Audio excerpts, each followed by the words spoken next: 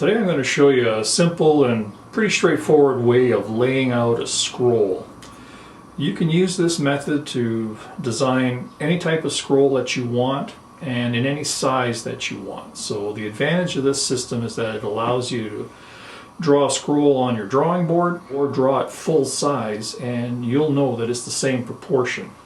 And if you make your scroll forms using the same method, then the drawings are going to match the scrolls you're going to be able to make with your forms. It's a pretty straightforward thing. There's no math involved, so that's another thing I like about it. So here's how it works. The shape of the scroll is determined by the proportion of the right angle triangle that I have drawn on the work surface. The scroll that we're making today is based on a triangle that is 1 unit high by 4 units long.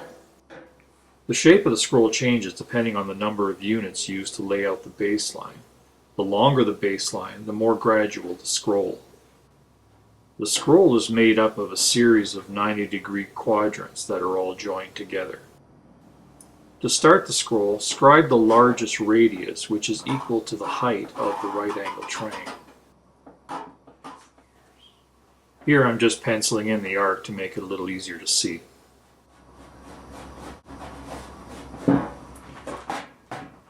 To find the height of the next arc, swing the calipers down to the baseline.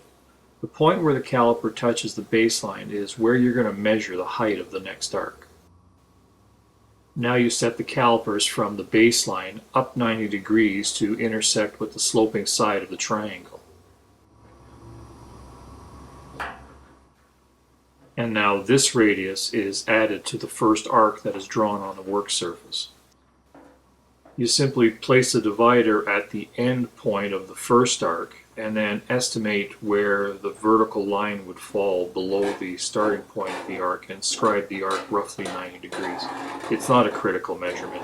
Anything around 90 degrees will work fine.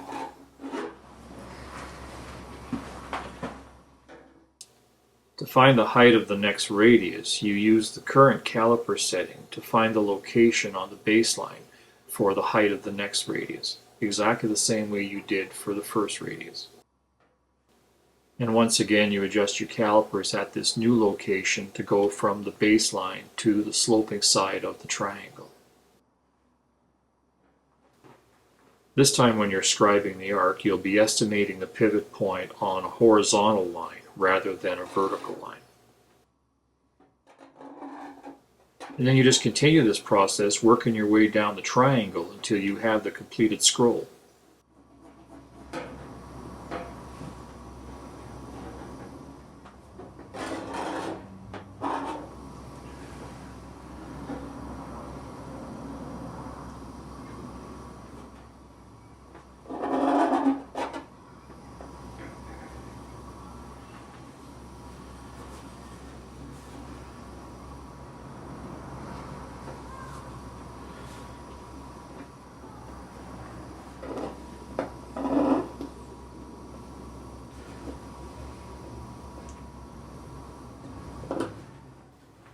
So here you have the completed scroll.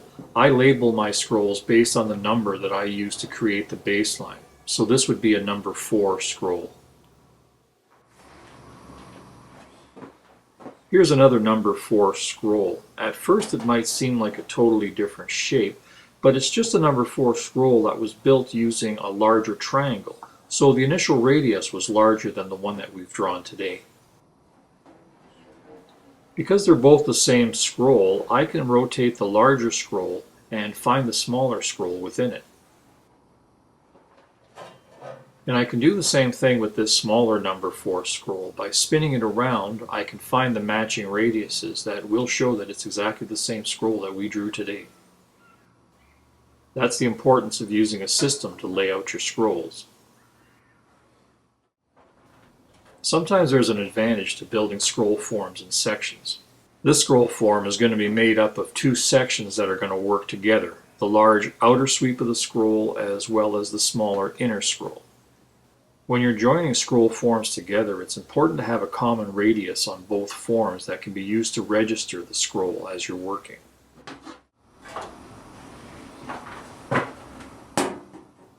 I'm stacking a number of different scroll patterns here to illustrate how the length of the baseline affects the sweep of the scroll. I'm starting off with a number 6 scroll. This is a number 5 scroll.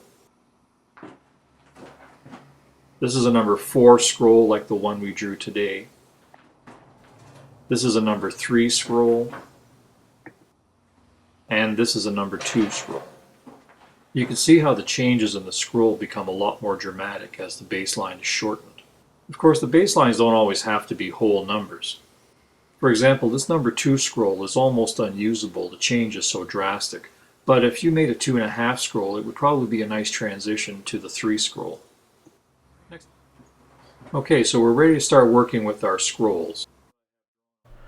The number 4 scroll that I drew earlier was used to shape this pattern that I'm using at the layout table. This pattern is going to be used as a layout curve anytime that I need to draw full-size scrolls on the work table. As well, I'm going to be using it as a master pattern for any scroll forms that I need to make. I'm planning to forge this scroll using 3 separate scroll forms. I have one form that will do the large outer sweep of the scroll, a smaller scroll form that's going to do the center section of the scroll, and then I usually start most of my scrolls with something called a scroll starter. This scroll starter is based on a number 4 scroll, and I use it for just about everything because I find that the changes in most scrolls are very hard to spot by the time you get down to that size.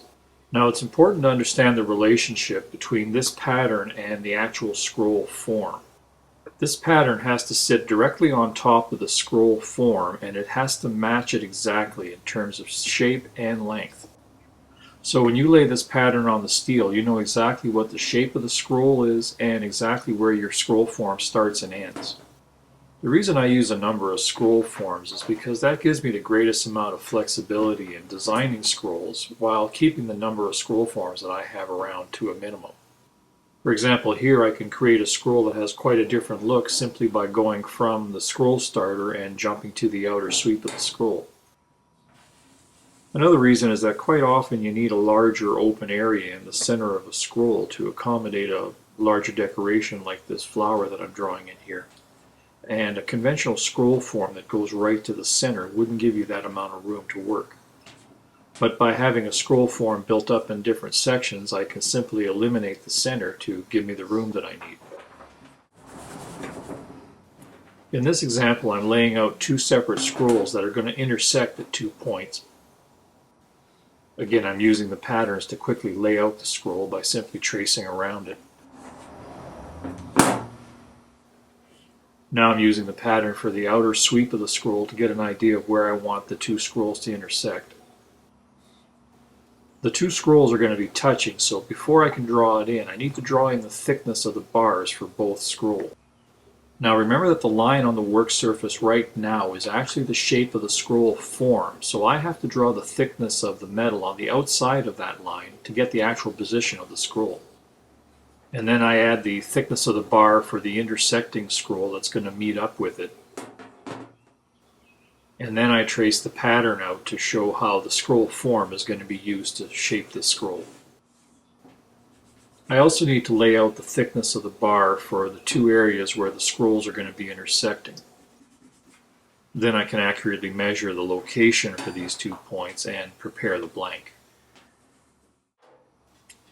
In this example, we're going to be working with a scroll that has a fairly long taper. Once again, I'm starting out by tracing the scroll forms that I'm going to be using.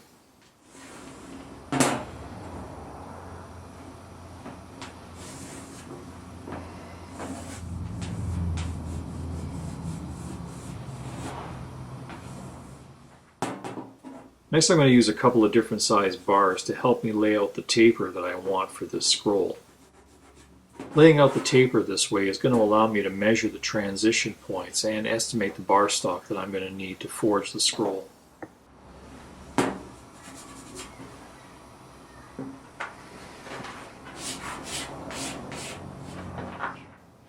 So this line shows me where I need to start the taper, and I need to transition down to the final bar thickness by this point. Now that I have the scroll fully laid out, I can also measure for where the scroll is going to intersect with the frame of the panel. Now for this example, I'm working with a scroll that is only being held to a frame on one side. So I'm not going to create any problems by drawing the scroll first and then laying the bar up to the scroll. If I was figuring out a design within a rigid framework, I would have to start by drawing out all the framework and then figuring out all the bar stocks that are going to intersect with that framework.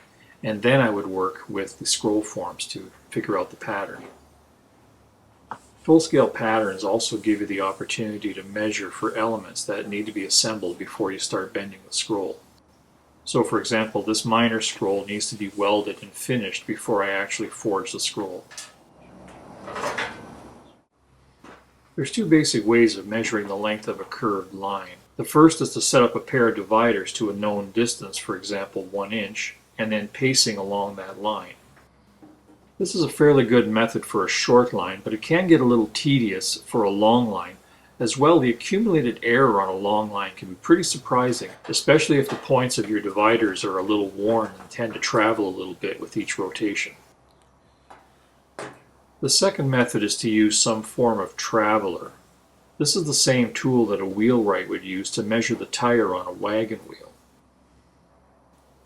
You simply count the number of times the wheel rotates as you follow along the line, and then you transfer that exact number of rotations to a ruler to get a length. The wheel of the traveler can be made in any size. As long as you transfer the same number of rotations from the line to the ruler, you're going to get an accurate measurement. Once the length is established, you can transfer that measurement to the drawing.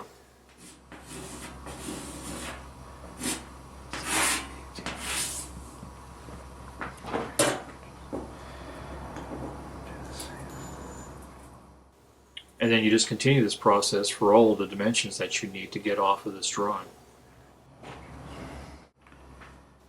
So you can see that if you use a system to lay out your scrolls and then use that system to make your scroll patterns and make sure that your scroll forms fit your scroll patterns, then you're going to be able to eliminate all of the guesswork that usually comes from transferring a design from the drawing table to the layout table.